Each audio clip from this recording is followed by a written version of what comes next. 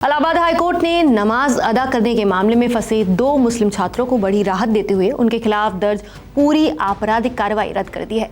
अदालत ने कहा कि सिर्फ नमाज पढ़ने के आधार पर आपराधिक मुकदमा चलाना सही नहीं है, खासकर जब आरोपियों का कोई भी आपराधिक इतिहास न हो।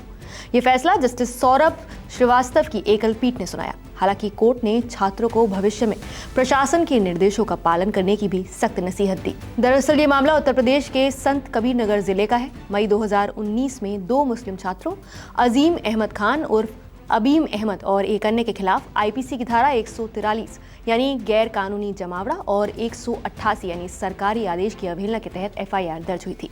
आरोप था कि उन्होंने उस स्थान पर नमाज अदा की जिसे स्थानीय प्रशासन ने कानून व्यवस्था के मद्देनजर प्रतिबंधित किया था। स्थानीय अदालत ने मामले का संज्ञान लेते हुए दोनों को समन जारी कर दिया था। अपने बचाव में हाईकोर्ट में छात्रों ने कहा कि वो छात्र हैं और उनका कोई भी आपराधिक रिकॉर्ड नहीं है। उन्होंने अपनी धार्मिक आस्था के तहत नमाज पढ़ी, जो संविधान के तहत उनका मौलिक अधिकार है। एक छात्र प्रतियोगी परीक्षाओं की तैयारी कर रहा है और ऐसे में उसका भविष्य प्रभावित हो सकता है। उनका कहना था कि उन्हें केवल धार्मिक आस्था के कारण फंसाया गया। वहीं दूसरी ओर राज्य सरकार की ओर से कहा गया कि कुछ जगहों को नमाज के लिए प्रतिबंधित किया गया था ताकि शांति और कानून व्यवस्था बनी रहे। छात्रों ने प्रतिबंधित स्थान पर नमाज पढ़कर प्रशासनिक आदेश का उल्लंघन किया। हालांकि राज्य ने यह भी स्वीकार किया कि दोनों छात्रों का कोई आपराधिक इतिहास नहीं है।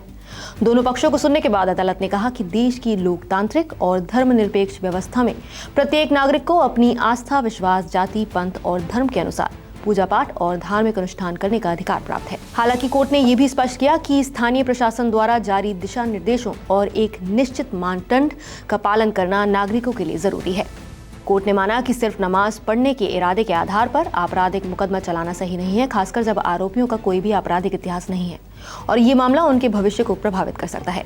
अपना फैसला सुनाते हुए कोर्ट ने चार्जशीट रद्द कर दी, समन आदेश को खारिज कर दिया और पूरी आपराधिक कार्यवाही को समाप्त कर दिया। लेकिन साथ ही दोनों छात्रों को चेतावनी भी दी कि भविष्य में प्रशासन के निर्देशों और प्रतिबंधों का पालन करें।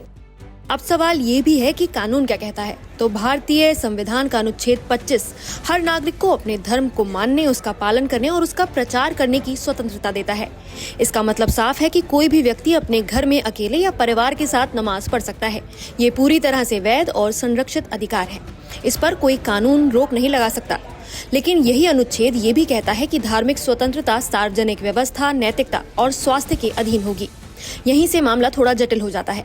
जब किसी निजी स्थान पर नियमित रूप से बड़ी संख्या में लोग इकट्ठा होकर सामूहिक धार्मिक गतिविधि करने लगते हैं और उससे सार्वजनिक शांति या कानून व्यवस्था पर असर पड़ने की आशंका हो, तो प्रशासन को हस्तक्षेप का अधिकार मिलता है। सुप्रीम कोर्ट ने भी कहा है कि खुले में भी नमाज पढ़ी जा सकती है, लेकिन सड़क या फिर सार्वजनिक जगहों पर अवैध कब्जा नहीं किया जा सकता। तो ये फैसला धार्मिक स्वतंत्रता और कानून व्यवस्था के बीच संतुलन पर जोर देता है। अदालत ने साफ किया कि धार्मिक अधिकार सुरक्षित हैं, लेकिन प्रशासनिक आदेशों की अनदेखी भी नहीं की जा सकती। आपकी इस फैसले पर क्या राय है, हमें कमेंट करके जरूर बताइए। नमस्कार, मैं हूं मानक गुप्ता।